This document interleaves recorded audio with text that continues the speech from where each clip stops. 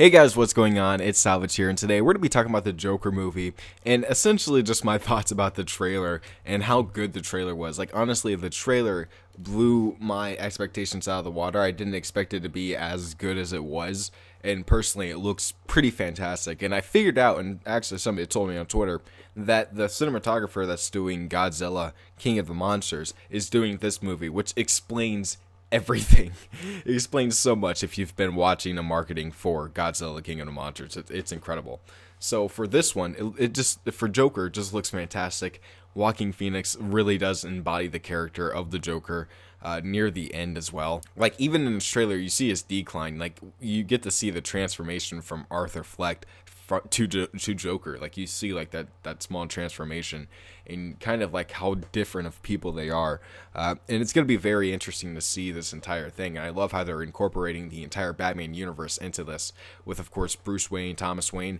There might be stuff with Penguin, you know, the Arkham State Hospital. I think Joaquin Phoenix laugh is pretty good. I mean, overall it's really fantastic. His voice and his laugh, I feel like, is Joker. Like, that's like what I wanted to hear, like, in like the movies. Like, I think Heath Ledger did a great job, but like, if we're going for like a more Joker-y Joker, this sounds like a Joker, you know, like pre-Joker. Overall, just the tone of the movie, the atmosphere, Gotham, you know, I really am loving this entire movie.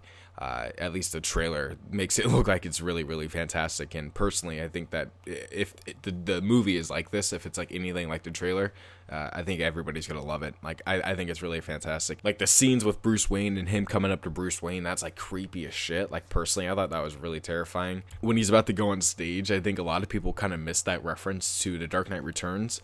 And if they did get that reference, I mean, I think that he's gonna kill the stage guy, right? He's gonna kill Robert De Niro's character, who is gonna be the talk show host, and then he's gonna kill the audience. And then, like, let's be honest here, that would be like his first televised appearance as the Joker. Like, you know, like, one of the first things that Joker did when he became the Joker, or like when he was the Joker, was just like, yeah, I'm the Joker, I'm gonna kill this guy. But like, what if in this world, like, the first appearance is him literally just butchering the talk show host and then killing all those people, and then basically setting this crowd of clown people just like going crazy. Like, there's a lot that can happen here. And I really am excited to see how the Joker is going to appear in this movie. Like, how is it going to be the Joker? How is everybody going to look at the Joker? Clearly, he's going to be like a murderer. And, of course, Arthur Fleck is going to be like a little bit different than him. Like, his demeanor, like, clearly is very different than the Joker. So it's going to be very fun to see. When he walks around the corner, like, oh my god. Like, honestly, that gave me goosebumps. That left me, like, shocked a little bit. Like, the little transformation that we finally get to see, the full reveal of the Joker in his suit. Like, it was really cool. I really think that this movie is going to be something special, and hopefully, you know, my theory is that they're going to be pulling off of this from the Joker and like kind of like pulling a Gotham by Gaslight. And if you don't know what Gotham by Gaslight is, it was like one of the first Elseworld stories, kind of like, you know, like what they're doing with this. It's like a completely different universe. It's a completely different story and timeline, and it's a retelling of a certain character. And I really hope that they continue to do that with like New Gods, with Mr. Miracle and Big Barda. Oh my god, that'd be so cool. Apparently their story is going to be like told through New Gods, which is going to be amazing. I think that's a perfect setup. That's so good. That's going to be amazing. That movie is going to be really good, I think. A lot of people aren't really talking about that, but I think that's going to be one of the big hitters. The new Batman movie is going to be in like a new timeline without Ben Affleck. It's not going to be in the Batfleck universe. It's not going to be in the DCEU. It's going to take place in the 90s, which means in timelines, it doesn't really make sense with the Joker or DCEU. Because like, apparently the Joker's taking place in like the 70s or like the 80s.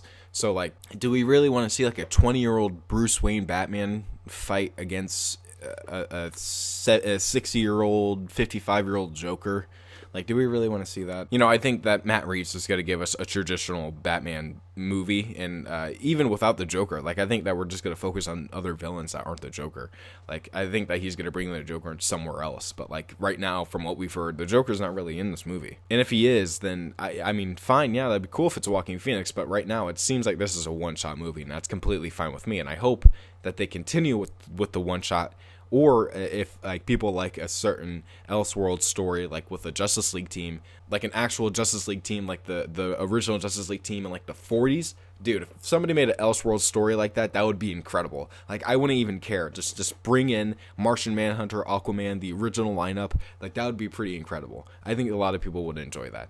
I mean, there's like a plethora of multiverse stories that you can do. Like, literally, not just Batman. Like, there's this, it's everywhere. And even if you wanted to, you can make your own, like the Joker. You can do your own Elseworld stories. You don't need to pull from everything else. You could just do what you want to do. And I think that would be a good idea, both for the directors and just for the studio itself, because you're just giving everybody creative control.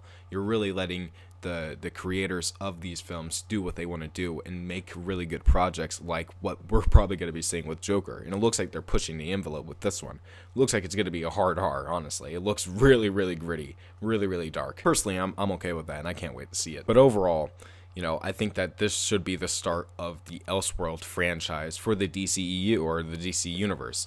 You know, I think that would be a great idea. It would really mix things up. It wouldn't be like Marvel with all their connected universes. It wouldn't limit people like Gareth Edwards. Like, Gareth Edwards left Ant-Man because he was too confined in the MCU. That's just a fact.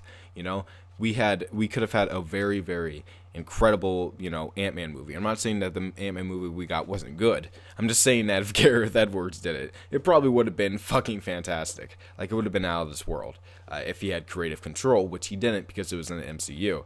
And even with this Black Widow stuff, they're saying that, you know, the Black Widow movie is being controlled, like the action's being controlled by Marvel and stuff like that, which is kind of, you know, I really hope that, you know, the movies that DC is doing is more like the Joker, you know, more creative stuff. And you can continue with the DCEU, which is fine, but still have those other movies that are also in those other worlds, which is, you know, which would be a lot better than a lot of other franchises that are just trying to copy Marvel. You know, you can have this Elseworld thing that just really gives people a chance to look at these characters in a different way. And why stop at Joker? Like, do a like, yeah, somebody said on Twitter, like, look at this. Somebody said on Twitter, do a Mr. Freeze tragic love story.